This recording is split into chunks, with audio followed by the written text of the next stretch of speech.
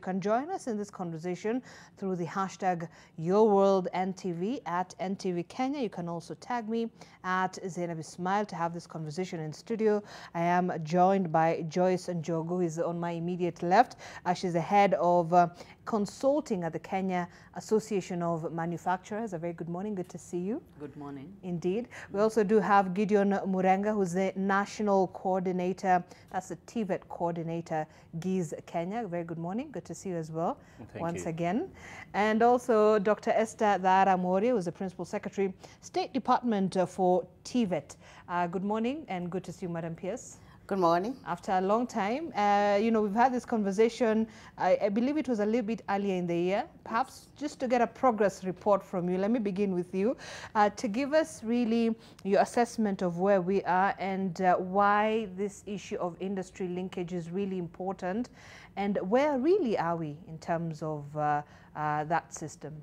Thank you very much for having me this morning.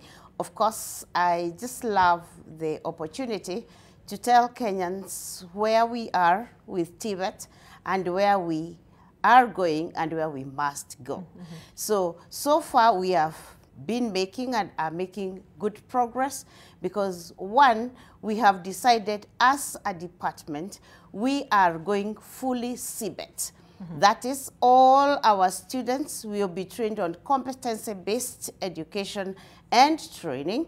And we made that policy statement that from September of this year, all students admitted into TVET institutions will come in for competency-based education and training, and they will eventually be assessed by CDAC, which is Curriculum Development Assessment and Certification Council, which has now been put on board with a council and a CEO.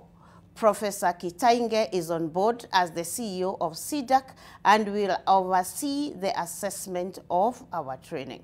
That is as far as the department is concerned. Secondly, we have gone on to fully engage with GIZ, which you normally call GIZ, but it is GIZ. This is the second time I'm doing that, but okay, yes, thank you for that. With GIZ, who are really mentoring us as a department into TVET industry linkages. All right. So we have ensured that as much as possible, starting from September and in a big way, this is going to happen in a big way in January, when we again are looking forward to a big admission of our working students, that we engage as many as possible into by enduring them with the industries so that we can train them in a way that is pertinent with industry. So far, we have done well. We have piloted about 910 institutions across the country who are already onboarded with various industries. For example, we have about 1,300 industries for Nyeri National Polytechnic alone. So really, we have made various strides. All right, that's interesting. And I mean, all right, when we're looking at that system right now, Gideon, so GIZ certainly has done quite a bit of work in terms of fostering this TVET industry linkage. From the time you began up until now, how much progress would you also sort of quantify it to? Thank you so much, Zainab, and glad to be here again to discuss about, you know, the TVET ecosystem, you know, and its positive implications it can have to this country. Ideally, within the GIZ project, Dual TVET is one of the projects that was targeted to support the industry linkage component. And as the PS has mentioned, CBET is a mother, Dual TVET provides a pathway, because CBET advocates for industries to work very closely with TVET institutions on curriculum development and various other aspects. So Dual TVET comes in to provide a way, a very strategic approach on how can the TVET institution work with the industries. And there are various aspects within, you know, that Dual TVET provides for. So far, the pilot phase started in 2019. January 2019 with 3 institutions between 2019 and 2020. From 2021 and 2022, 4 additional institutions joined in the program. So by end of 2022, there were 7 public institutions. 7 curriculums were developed, some of them built from scratch, thanks to the support of Kenya Association of Manufacturers that supported developing some of the curriculum for the first time, for example, industrial mechatronics.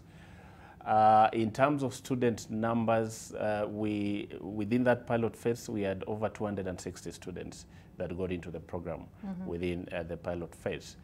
On the private sector support component, there were about 65 companies and various industries that supported, those 7 institutions. So you can see already within a very short time, the interest grew from a lot of private sector industries to really support the program. And ideally, why? Because they see value in supporting TVET education in various ways. One, advice on curriculum, because it means they are contributing to, coming up with a curriculum that is, is in demand. Right. A curriculum that really requires, focuses on competencies that are required when you get to an employment space. Because for an industry, the most important key for them is productivity, is innovation. They want somebody who can plug in and start working immediately. For a long time, there was an issue, there was always a gap. That skills gap. A skills gap always existed.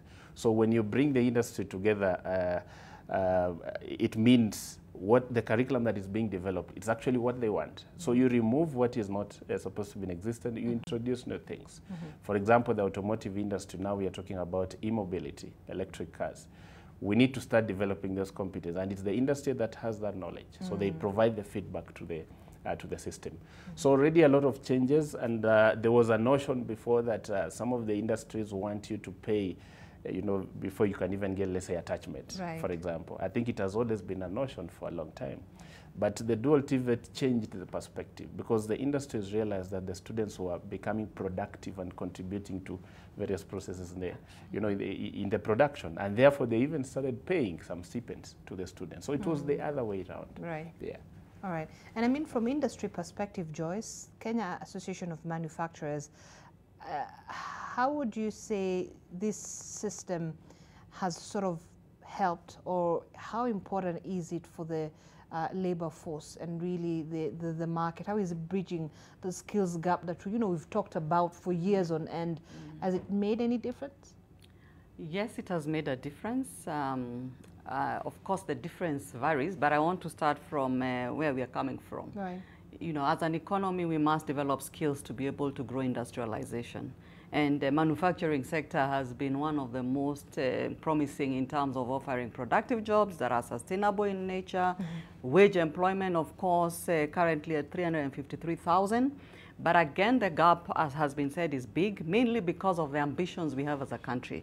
We want to be highly industrialized by 2030. We want to be a middle-income country. We want people to have good livelihoods and good jobs. But at the same time, as the Kenya Manufacturing Association, together with the Ministry of Industry, we have an ambitious plan to grow our GDP contribution from 7.2% in 2021 to 20% in 2030. This is a highly ambitious program, and we've done sector deep dives across 14 manufacturing sectors, and we've seen there's opportunity to create new jobs up to 1 million by 2030. What does this mean to our economy? It means there has to be a lot of skills development, and there's continuous skills gaps. Every day there's a new skills gap. As technologies advance, we have a lot of technological changes coming up, the need for innovations, because the global market, our world is changing. Consumers are preferring very high quality goods and services across the globe. And Kenya is not left behind. So we have dynamic. Yes, very dynamic. And of course, technologies have been advanced. We can reach as many populations across the world. The markets are growing. So industries need a very favorable business environment. And at the same time, we need access to markets. So the more we get markets locally and markets internationally, the export markets, the more we need a highly skilled labor force. So the more industries grow, the more we need skills labor force. As Gideon has said about, let's say, e-mobility, with the climate change issues, we are looking at changing technologies towards, clean technologies. There's the e-mobility, agriculture, and others. So there's a lot of demand for new skills development, skills upgrading. So we are aware as industry that we must participate in skills development, and cooperative TVET is one of the best approaches that the Kenya government has come up with, borrowing of course from other economies like the Germans, and that way we are able to bridge that skills gap continuously through lifelong learning, and also bringing up young people to be able to participate and learn the demands that are there in the job market. But just for this growth ambition, for the sake of the Kenyans to know, manufacturing sector has identified 4 areas where we see growth. One is global competitiveness. We must compete sustainably in the global world and be able to produce the relevant products and services that people can consume. We need a favorable fiscal policy that can support growth. The second area for us is on export-led growth. The market in Kenya is small, about 50 million people. We need EAC market, about 300 million people. We are looking at African market, 1.2 billion people, and the global market. For us to grow manufacturing sector, we must serve these markets so that we can optimize our investments in manufacturing. This means more jobs for people. So the more we focus on export-led growth, the more we create more jobs in this country.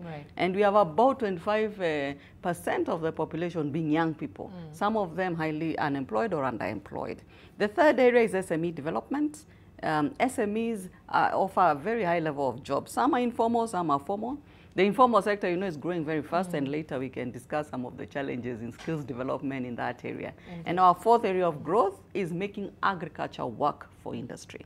We have challenges in raw material access. Farming needs smart agriculture, skills development there to optimize agricultural production and outputs so that we can grow industrialization sector. So I hope you have seen the importance and the relevance of skills development in manufacturing and industry in general. Indeed. Thank you. And Dr. Mworia, focusing on, we'll come back to the issue of at least the challenges that we're facing in our own institutions, but at this point, are TVETs really looking ahead to seeing that, you know, there are these things that we sort of need to change, the skills that we need to acquire for our young people to be able to adapt to this really dynamic, you know, labor force that is changing globally? Are we looking ahead? Are we sort of aligning ourselves in that way? Absolutely, Zainab, in various ways. One, like I've already stated, we started by realigning the curricula to the needs of the industry as the trend demands. So what we have agreed as a department, as a ministry, is to continuously recraft our curricula to be able to fit into the needs of industry, into the needs of the trends in the world. Therefore, like I've already said, we have had a long conversation with the national polytechnics to be able to look at the various needs at various levels and be able to recraft the curricula to fit in with the trendy needs. Number two, like I've already stated, we now have CDAC back in place. One of the primary responsibilities of CDAC is curriculum development. And they are now having conversations with various industry skills, the skills that are needed in industry, with sector skills industrial committees, so that whatever curricula we are recrafting, we are developing, is focusing on industry, so that whatever skills that the industry needs, then the curricula we are coming up with is speaking to the skills that are needed in industry, so that we are now not developing skills to deal with the catheter, whatever the cars had before. Now it is the new cars that are really computer-based, so that the curricula that we have is really speaking into that. So that is as far as curricula is concerned. Secondly, we are highly focusing on recrafting our trainers. The Kenya School of TVET is very busy with CICAN, among others, who are holding the department in recrafting our trainers. Zainab, I can tell you that we have been moving across the country having various cohorts of retraining of our trainers, because we have to get our trainer right. And once our trainer is right, then they'll be able to get this curricula that I've said is already being recrafted every day, and be able to impart it on our trainees. So we have about the 6th cohort now started. Yesterday I was at the Kenya School of TVET yesterday to start the 6th cohort of the recrafting of our trainers. And by the 6th cohort, we have been having 2 cohorts in every national polytechnic across the country. And now we are having the newly upgraded, 13 newly upgraded national polytechnics. We are now starting to recraft those trainers in those national polytechnics, and so that they can be able again to train our trainees in accordance with the trends, like I've already said. And finally, one of the other things that we are doing is ensuring that the equipment in our institution is also up to date, so that it can also speak into the trends in the industries. So we right from the trainer to from the curricula to the trainer to the equipment, we are doing everything possible to ensure that what the industry is asking for, we are ready to meet them halfway. But is that a big challenge when you're talking about you know, the infrastructure that is needed to enable us to be able to align ourselves to a higher standard? Yes, we of course have challenges, especially when we are talking about retraining our trainers. Of course, it is expensive. We have limited budgets. Only our luck is that we have working partners such as CICAN and GIZ, who are holding our hands in being able to bring these trainers on board and be able to train them. So the resources to be able to recraft our trainers, because it is a lot of work, we have challenges there. We have many of our institutions that are yet to be equipped. All right. But the government of Kenya is doing a lot to be able to equip these institutions, but it is also a challenge because, of course, Zainab, it is expensive. Right. Yes. All right. And speaking of challenges, Gideon, just talk to us about perhaps what challenges GIZ has been able to see in this, you know, partnership between TVET and the industry, and how sort of GIZ has been able to sort of address it, or look at in the future, try to address those particular issues that have cropped up. All right, thank you, Zainab. Yeah, so I think just looking at the whole landscape of TVET, and especially when you speak about industry linkage, remember the industries, their main purpose is profit making, is not training. Their core business, they're in business. So you are bringing them in as partners to support training, and therefore there are other aspects that now they have to start paying attention in. And therefore one of the things that was clearly there was lack of awareness to some of the industries.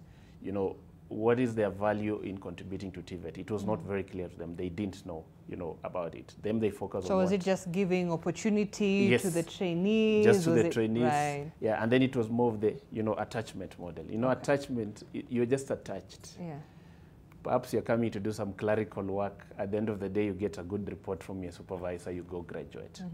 Now, Dual TVET is shifting that model. It's not just getting attached, it's training in the industry. So you come to the industry, there are specific areas that you undergo training practically in the industry. So there's a deliberate focus also from the companies or from the industry to that trainee who is attached to there. So the project therefore provided various platforms, you know, just to provide sensitization sessions for these industries. And through the association with the ministry and Kenya Association of Manufacturers, there were many forums, you know, meetings, workshops where, you know, best practices were being shared, discussions were taking place to sensitize and bring more companies, you know, industries on board. And I think that supported a lot. The other thing, definitely there was operation in isolation between the academia side and the industry side. So everybody was doing, their part. Right. Industries, do their part. But when now students cross over, issues of skills mismatch, industries have to reinvest again in retraining and a lot of orientation. And therefore, one of the things that dual TVET comes into bridge is that gap, so that we don't have the two entities working separately, but then they are working together in terms of identifying the curriculum, developing the curriculum, in terms of even student selection and identification. That's one of the unique factors integrated in dual TVET. Not just any student joins any program. There's a screening process by the different industries. And you know why that takes place? We have a situation, a little gap in terms of career guidance. Students take a course because their parents said so, or perhaps the richest guy from the village took that course. Something has influenced. But then along the way, they discover that they're not cut out for that course. Right. They end up dropping. Right. So when industries are involved, they have the capability and mechanisms to conduct things like aptitude tests to see, are you really cut out for this space? For example, they might just find out what are the things you've been passionate about since you're young. You know that these guys who used to do the cars using wires and something like that when they were kids. And you can start tell, the passion for these guys towards the automotive field, for example. So they have the capability and instruments to assess and see whether this is really a space for you. And to prove that that has worked, all the 260 students that joined in the pilot phase that were screened by the various companies, there was no single dropout.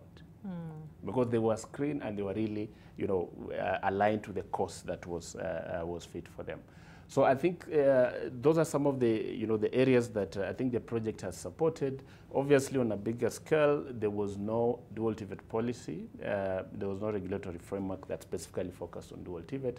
I'm glad to the PS office and the State Department that we are now working with them to come up with a dual TVET policy.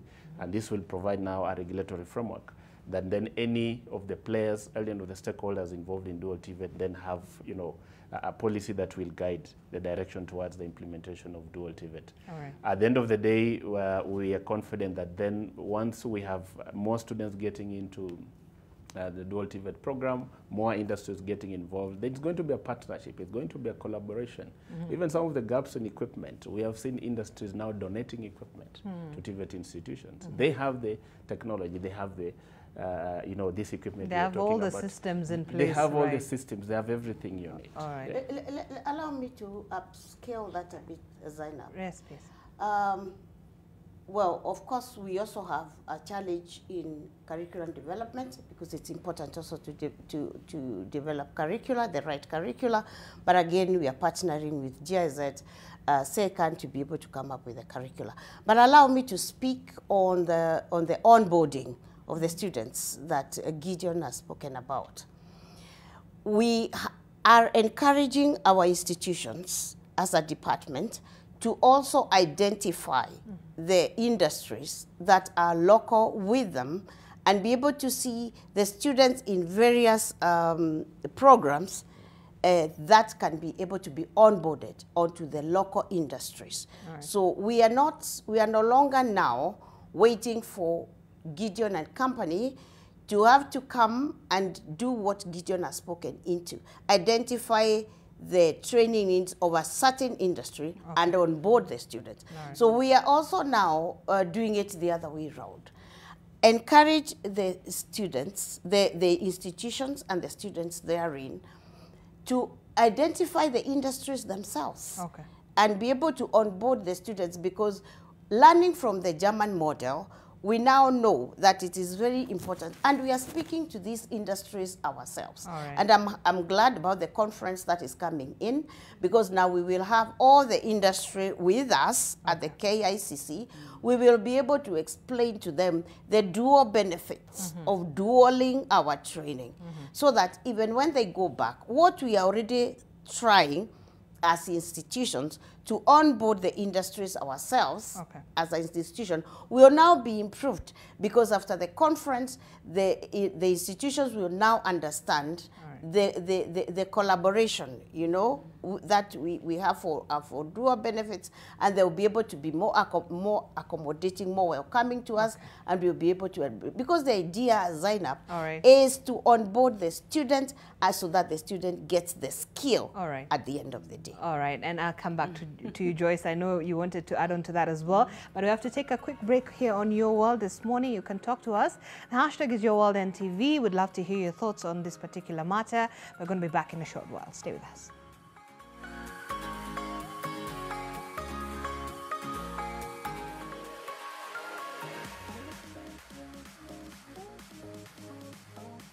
All right, welcome back to the program. You are watching Your World this morning as we take a look at the linkage between TVET and industry, really, where we are and what that is intended to do for us, and of course generally to change the economy of our country as well. Joyce, who is a representative from the Kenya Association of Manufacturers, just looking back at some of the statements made and of course the challenges therein that lies with this particular program. From where CAM stands, what are some of those issues that perhaps you've faced from an industry perspective, and how have you been able to kind of work on addressing those particular matters? And do we have success stories, case studies on how this system has worked for industry players like yourself? The first challenge, of course, we've experienced in manufacturing sector, besides what has been mentioned around skills gaps or people having relevant skills for the jobs at the time, is the perception around TVET and whether it's a long-term promising career for young people. Correct. And also, you know, just lack of understanding of the manufacturing sector jobs. Manufacturing sector jobs are perceived as dirty, you know, somebody will spend all day in the factories, and some young people feel like that's not their place. So there's a perception problem that already surrounds TVETs at so this that point, right? Yes, and then somebody thinking probably they will not be highly paid, they're better off going to other sectors like finance, you know, high-end sectors that higher education system has been promoting. So we've worked so hard to create that knowledge around what manufacturing sector jobs are about. Manufacturing is one of the areas that contributes heavily to research and development of products and services that are needed by people in the market. And, you know, it's about making things. And that's why we say it's a hands-on skills. So generally, manufacturing is making things, and many people like making things. So what kind of things do you want to make, and how do you make them?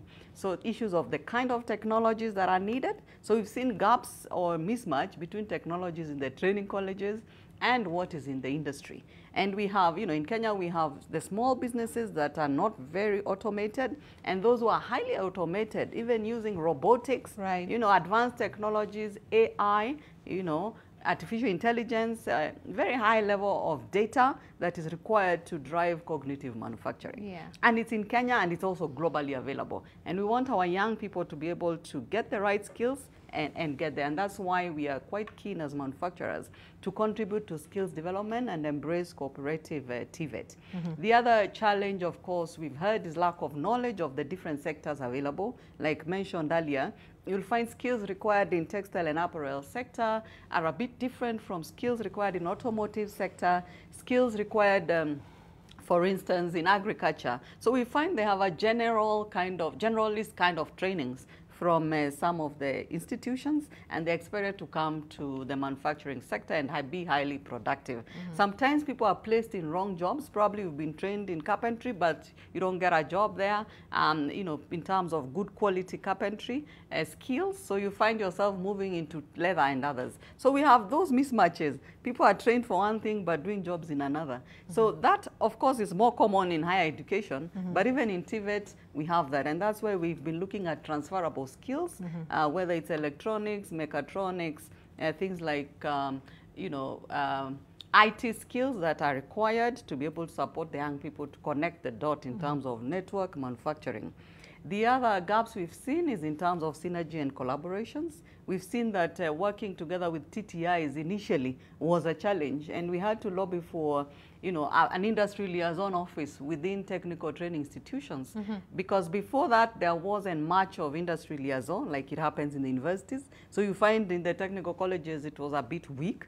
And then when you ask for data of where the young students are, the data is not so accurate. You struggle looking for students to give attachments and internships in certain sectors. So over time, we've been able to close that gap and have technical colleges working closely with industry. In some instances, we've also encouraged signing of MOUs between industry and the technical colleges, where they have a long-term partnership in terms of providing occupational standards by industry. Industry experts also visiting those places and supporting in curriculum development, also training where appropriate in terms of giving case studies of how industries, the kind of skills industry needs, and also emerging trends in industry. And also most recently in Cooperative TVET, helping industries to train in pedagogical skills so that they can offer right mentorship in the workplace during the work-based learning. And you know, now the demand for workplace learning is quite high in terms of internships, attachments, and even jobs. So making entry into jobs easier and giving young people access to good economic opportunities. The other gaps we've seen is soft skills. Young people coming from the TVET institutions with low soft skills, low IT skills, low entrepreneurial skills, and then the industry have to spend a lot of time really building their capacity in understanding industry and demands and productivity expectations. All right. Funding models also. You've heard sometimes funding interns in terms of giving them stipends to come in. Small businesses are not able to give stipends to some extent. Right. So the larger businesses are able to give stipends, especially for students who have to commute and then come to work and still learn. And most of them are not from well-to-do families. So that funding model in industry is one area. Also funding for training in terms of fees paid to the colleges. We've seen gaps in terms of including so many people, especially in rural areas. They may find the education quite expensive, and that's why we lobbied for Higher Education Loans Board to also support TVET.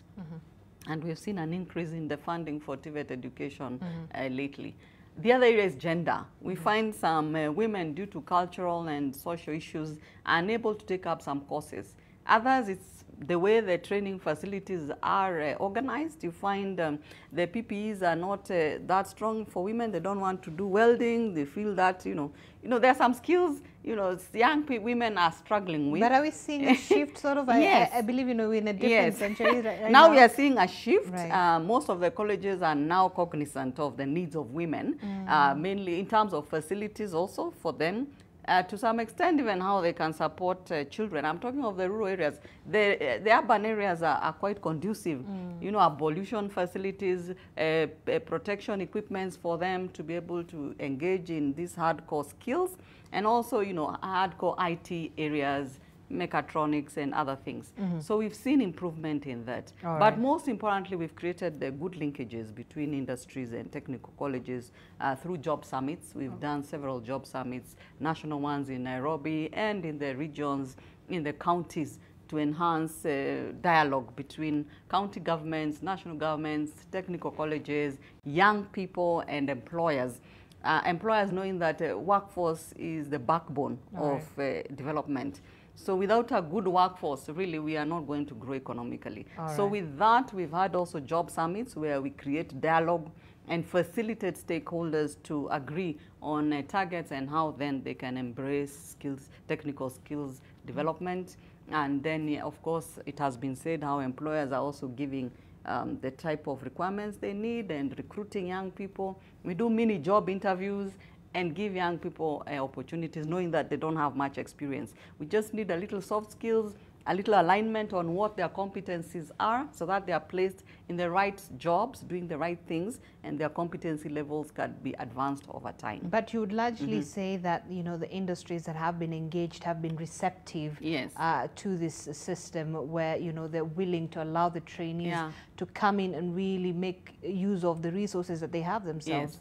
So they have been receptive to that. They have been extremely receptive. Actually, I must confess, there's a gap between the demand and supply. The demand for industry for so this the dual demand TVET is higher than the supply because of the rate of, you know, recruitment, training. That time takes long compared to industries wanting to grow. All right. Yes, thank you. Okay. Dr. Moria, maybe you can tell us a little bit also about the upcoming conference and what we hope to achieve by that.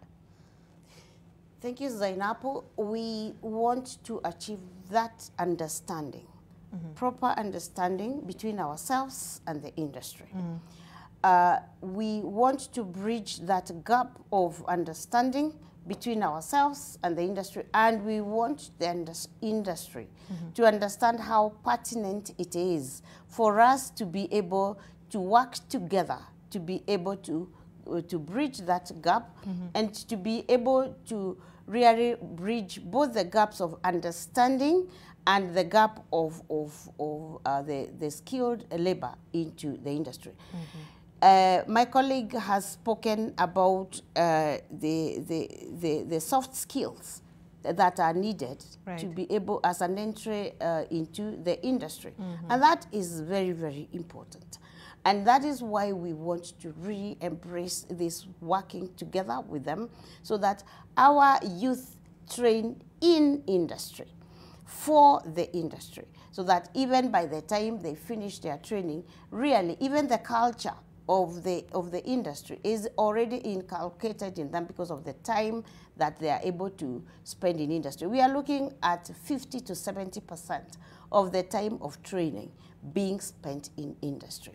And we also want industry to understand, as we have this conversation from tomorrow with them, that our trainees are really going there to enhance their productivity. In which way? When the trainees go into industry, they may be able to facilitate them at a small level because they have not yet been trained to a big level. But their production increases and enhances with time as they train them. And yet, this is a place, Zainabu, that you might have been required to really bring in a person that you will pay a lot of money. But the student here requires only a small facilitation to really be in industry. But Kenyans, being who they are, they can still be very productive physically as they train, and this will be a profit to the industry. This will enhance the industry even as the student learns. So really, from tomorrow, we want industry to understand that the students are going there as a factor of production into industry, even as they train. And as they now become more skilled, they become more productive. And by the time we have 7 students from KIST, Kiambu Institute of Science and Technology in various industries, who I had to insist that they come back and do their final exams because they were already in industry. Wait, but just quickly, how does the arrangement really work when it comes to learning? So is it what, 60% working in the industry, 30% learning, you know, theory and all those things? How just give us an idea. For GIZ right now, we have a 50-50 arrangement where the student is in class 50% of their time and 50% in industry. That's how it is working now. But what I am saying is that if we could even be able to have a conversation where we could even be able to enhance it, depending on the demands of the training, then the better for them. So what I was saying is that even the culture of the industry of the industry should be able to will be able to be inculcated, so that by the time they really leave their training, industry wants to keep them. And that is what we are looking forward to. And this is the conversation we want to have from tomorrow. We want to have an understanding with industry that our students, even as they go to industry, they are really an asset to them. All right, Gideon, also final thoughts moving forward. So the theme definitely is enhancing industry-driven skills development for youth employability. At least what does GIZ expect, you know, the outcome of this conference to be? Thank you, Zainab. I think as we're talking about, you know, the success factors so far on dual TVET and really bringing the industry on board to support TVET education. I think this is one forum that is bringing all these stakeholders together. One of the platforms that GZ has supported, the stakeholders in developing is that, a dialogue session, providing a platform where these stakeholders come together and discuss what are the issues that are affecting the sector. How do we make TVET more productive, as the PS has mentioned? And in this platform, we expect these industry players to be there, the leaders in the industry. We expect, TVET institution, government representative from the different agencies, development partners will also be present. And out of this, we expect to have insightful discussions, on matters touching on TVET development and industry-led TVET training. We also looking at having actionable recommendations, that will be able to just strengthen the nexus between the industry and the TVET education. And of course, as a result of that, we are looking at, these results being able to support the growth and development of the TVET sector. Because for sure, the issues around unemployment among the young people can be addressed very well through this TVET system. And if the industries work with TVET institutions, it means we are looking at what are the skills in demand. What kind of skills can we be able to impart in these many young people? It's good, yes, to always go for degrees, but now we are at a point where everybody now has a degree. Degrees give you management skills. Sometimes we blame universities for being too theoretical, but perhaps universities are designed to offer management skills. Maybe they're supposed to touch on a very broad-based approach of training, preparing an all-round person. But if you want specific skills for a specific area, you can only be able to get it from a TVET system. And that's why the word competency. You focus on a competency, you go out and work. It could just be electrical installation. It could just be, specific components. And we're still dealing with the perception issue. Remember what we had a conversation about last time? Absolutely. And I think Joyce has mentioned that still, when I talk about TVET, what are we thinking about? That's the thing. Like, some would say that's that's a secondary kind of a job that I would take up if I don't get opportunity to do something different. Absolutely. But you see, now the interesting thing is that now when you start looking at the way things are changing, the disruptions in the labor market, people need to go back and acquire some additional competencies so that you continue being relevant. These short competencies are being delivered within the TVET system. So TVET systems are becoming more relevant. Right now, perhaps we just don't have data now, but you can discover that a lot of people have gone through university, gone to the labor market, things haven't worked. They have gone to a TVET institution to acquire some competencies so that they continue being relevant. Right. Because I think the things about competencies is that competencies sell if you go through a TVET system. Sometimes when you go through the academic line, you have to mention that I went to this university when you're positioning your skills. The guys who fix your, let's say, your plumbing system, you'll talk about that good plumber, that good mechanic, So for TVET outputs that come out of TVET, it's their competencies that sell. And you see the advantage with this, that competencies will enable you perhaps go to the labor market immediately. It can enable you to progress if you want to progress to higher education. It can enable you to go to self-employment space. So it provides various avenues for young people. And I think that's the space that, as we're having this discussion from tomorrow with the stakeholders, we'll be looking at how can we be able to support issues on innovation, for example. Countries like Germany, their economic strength lies in their capacity for innovation. Right. One time you find that in a year, 20,000 applications for patent have been made in that country. Those are different innovations in 1 year. We need to nurture that within our country. Issues of innovation. So these are the things that we'll also be discussing. Thank you. Very interesting. Yes, Joyce, and expectations from your perspective?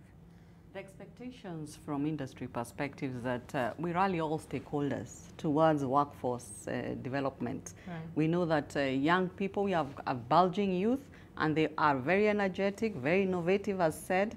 And even within the technical colleges, there are so many innovations as part of their education system, what they must present for their education or for certification, both in the colleges and also in the universities.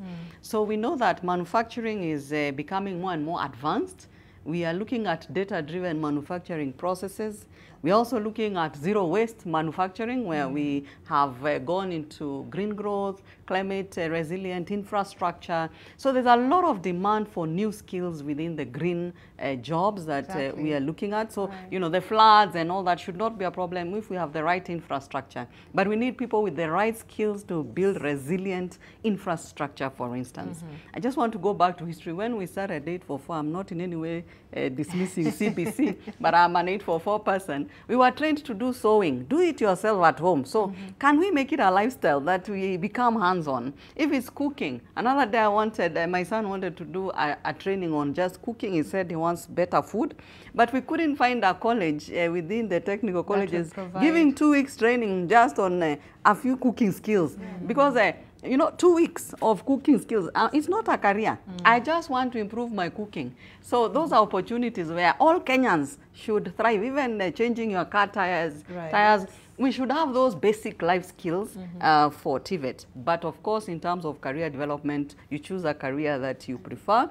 And we would want the conference to address these emerging trends, where we want green skills, people to keep improving on their skills area, to improve on data collection and analysis so that we can drive the right production of products and services that can compete in the world market. We are talking about our world, and this world of ours is changing rapidly. And besides, we must adapt. Yes, and we must adapt. We have no choice. So looking at the trends in the world and what are these opportunities for growing a manufacturing sector. But most importantly is to consider manufacturing as a place to grow your career for the young people. Lots of opportunities, not just within the factory, but also as self-employed people. We have plumbers, you know, we are struggling with plumbers who can install highly efficient technologies. Solar, we have solar technologies coming up, either for water pumping or PV panels, hydro technologies. So many new technologies that are lacking, you know, lacking. If it's biogas and all these alternative fuels that we are looking at for clean development pathways. So there's a lot of opportunity, and I'm hoping in the conference these industry trends will come out so that young people can see the opportunities and train for them to be more employable, to be more entrepreneurial, and also to be able to fit in this world of ours and live good lifestyles as they earn a living. Thank you. Yeah, Madam, you want to say something before we wind up? Yes. And yeah, you were saying yes. We actually have the courses that are there, the short courses. Yes, the short courses are there. That's what I wanted to say. So we have university students coming to our institutions to learn the and what Joyce, Madam Jogu could tell us is that the industries out there asking what can you do before they engage you. It's about what you are able to do. And that you learn in TVET, and this is the perspective we want to change. You mentioned something about perspective. And we want to tell the world that that the perspective that TVET is about small jobs, is about dirty jobs. We are the new world that we are discussing here now is about what you can do. And that's what the industries will ask you for. And that is why we even have a lot of foreigners working in this country, because they can do. And so we want to invite our youth and to train them together with the industry, together with our working partners, to be able to do. And then secondly, Zainab, is that TVET is not an end to itself.